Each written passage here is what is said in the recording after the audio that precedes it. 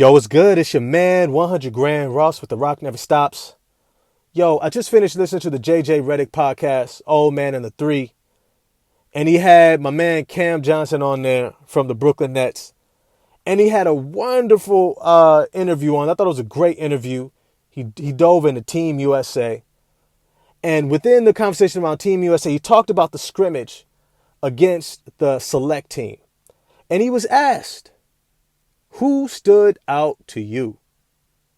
And two of the first three names he mentioned, Cade Cunningham and Jalen Duren. I want to dive into that in this video. If you enjoyed it, smash the like button for me, hit subscribe and the bell for notifications. Yo, I've been back and forth on where I think the Detroit Pistons are going to finish.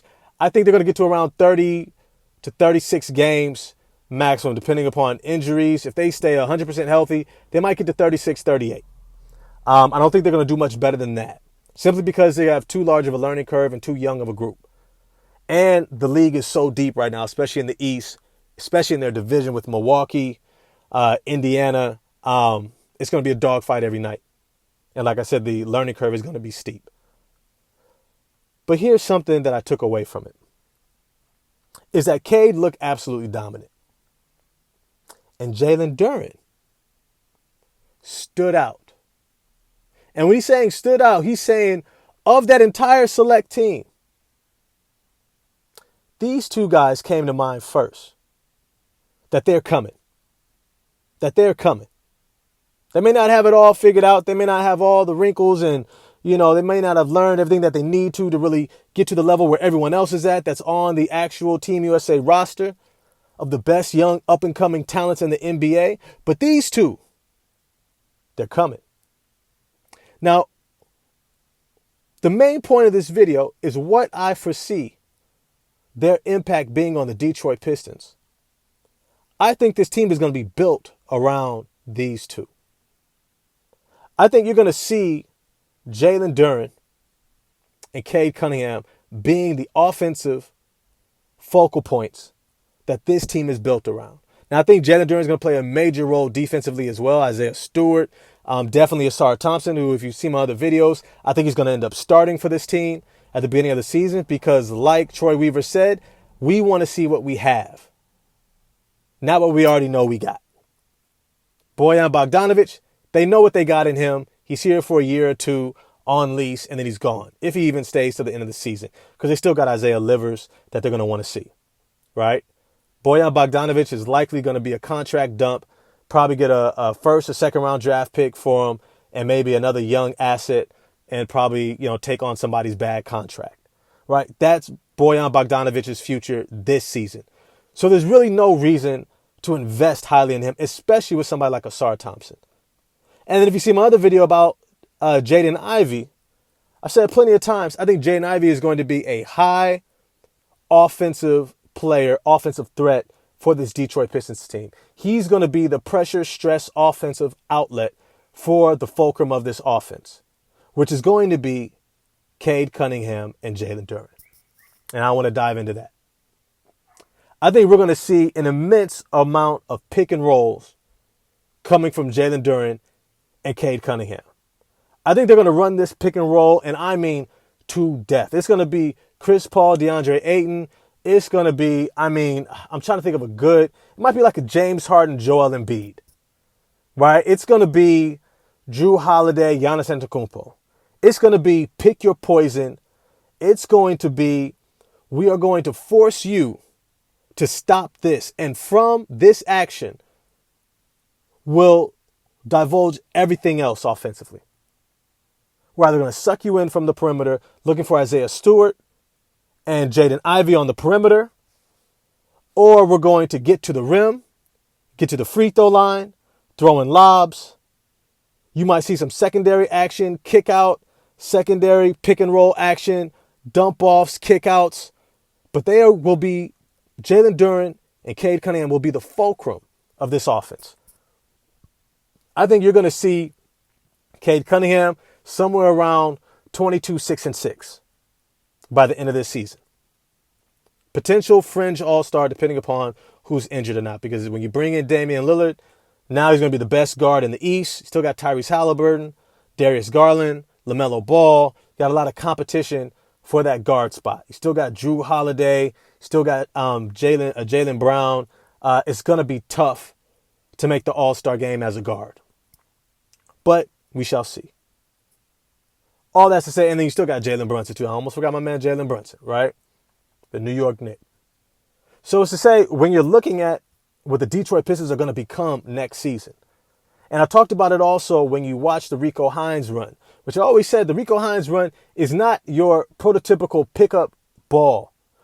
First of all, I found out from a fan who hit me up in the comment section. Shout out to that guy. In a previous video when I talked about Rico Hines' run, he pointed out, he said, yo, Monty Williams and Troy Weaver were actually there in the gym. They were seated on the bench. I said, oh, snap, that makes sense. Because both of them are the type to say, look, we know we got something special. We're hitting the ground running. Which means that what we saw that they were running in the Rico Hines run was actually what they wanted to be focusing on. And what you're going to see is the roles that they were doing in that run is similar to what they're going to be doing in the regular season. And what you saw perpetually was the pick and roll action out of Cade and Jalen Duren. You saw those two initiating the offense. Jaden Ivey taking a wing position as a secondary ball handler. Asar Thompson showing that, playing that kind of Andre Iguodala role. Swiss Army knife on defense, on offense, doing a lot of the little things, playmaking, crashing the boards, getting backdoor cuts, cutting off the ball, especially off of drives, getting dump-offs and kickouts and attacking closeouts. That's what he's going to be doing. And Jaden Ivey, who I actually said may be a close second, if not the leading scorer for this team. And you're probably thinking, how can that be if he's not the fulcrum of the offense? Because Cade and Jalen Duren are going to draw so much attention. It's going to give him an immense amount of open looks. Think Eric Gordon, but early Eric Gordon. I'm talking Clippers, New Orleans Pelicans, Eric Gordon, Houston Rockets, Eric Gordon early on. Where he's shooting that three ball from deep and attacking closeouts hard, getting all the way to the rim. That's what you can expect from Jaden Ivey. He's either shooting or he's getting all the way to the rim to finish, get to the free throw line, or sucking in the defense for a secondary kick out. That's going to be his role, along with getting out in transition with Asar Thompson. Because Jalen Duren and Isaiah Stewart and Cade Cunningham are going to demolish the defensive boards. They're pretty much going to say, look, us three are going to get the defensive board. We're going to clean that up. And we want our two best athletes on the court, Asar and Ivey, to get out into those wings. And we're looking to immediately outlet to you guys. Both of you are capable ball handlers, finishing above the rim, and good with making that basic kind of playmaking transition assist. Those two are going to have a big year. And I think it's going to be exciting. And it's telling that when the best of the NBA are playing together, the best young talent are playing together, Cade Cunningham and Jalen Duren get brought up. Where you're in this intense training camp for 6 weeks, and those two are the ones that you come away with going, they're coming. Now, they also mentioned Jalen Williams. Shout out to him. But you got other guys there that were there, like Chet Holmgren was there, right? You had other guys, trying to think of some of the other names that were on that select team. Really unremarkable, right? But it's to say that these two individuals, if you listen to the rest of that interview on Old Man and the Three, Cam Johnson talks about the bump that you get from playing with Team USA or even being in that training camp, because how can you not elevate your game playing at such a high level where you're actually training to play at probably the most highest efficient basketball IQ level of play, getting ready to go into FIBA, right? Like a lot of us look at the NBA and say, this is the best league in the world. It is because of the talent, not because of the style of play. The style of play that they play overseas is far higher IQ. Why? Because guys don't have that superstar talent that blows a lot of those schemes out of the water, right?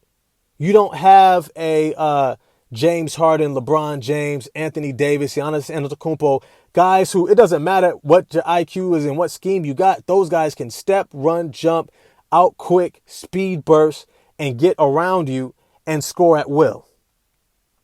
And so as a result, these guys are playing a far more refined style of play, not to mention that they can go professional immediately because they don't mix sports and school, which means that they're learning the game at a high level, playing against adults at a young age, learning the game at 10, 11, 12, 13, 14, 15, 16, 17, how to box out, how to backdoor, how to move with the ball, spacing, right? How to make a solid pass post entry, right? How do you hedge? How do you shade? How do you do all these different things? Fade to the corner.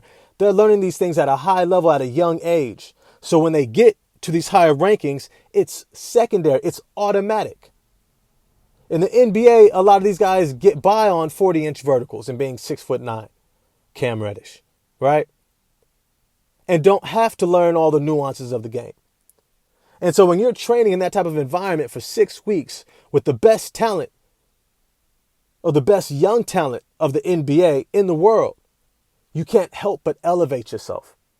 And so I think it's going to be an exciting year for the Detroit Pistons. You can also listen to that interview, and Cam Johnson also goes into head coach Monty Williams and talks about his attentiveness to detail, his accountability that he holds everybody to, and how guys genuinely play for him, not wanting to let him down, right? And that's a beautiful thing because I think that's already the character of this team, that they are very dedicated and serious and genuine in their desire to compete night in and night out and to play hard and play for one another. And so I think it's a match made in heaven. But then when you think about the X's and O's component, not to mention the coaching staff and the front office bringing in, I forget the brother's name that they brought in from Overtime Elite. Shucks, I forgot his name. And then they brought in the assistant coach, or who was the head coach in Houston, right? Steven Silas. And I think they brought in another previously head coach. I forget his name. But they brought in a staff where collectively the IQ of the staff, the front office, and now the team and their level of dedication and talent bodes extremely well for their long-term success. This team is deep, they're talented, and even though they're young, I think they're going to have an exciting year. This is the type of team that I hope we all pay attention to, because I think they're going to surprise a lot of us. Even if they miss the playoffs and even the play-in, they're going to give us something to cheer about. They're going to give us something to look forward to. And I hope you guys enjoy next season, because I certainly will. But as always, I want to know what you all think. Holler at me in the comment section if you agree, disagree, what other points you think I should have brought up for the purpose of this video. Smash that like button for me, hit subscribe and the bell for notifications, and I'm going to get at y'all next time. Peace.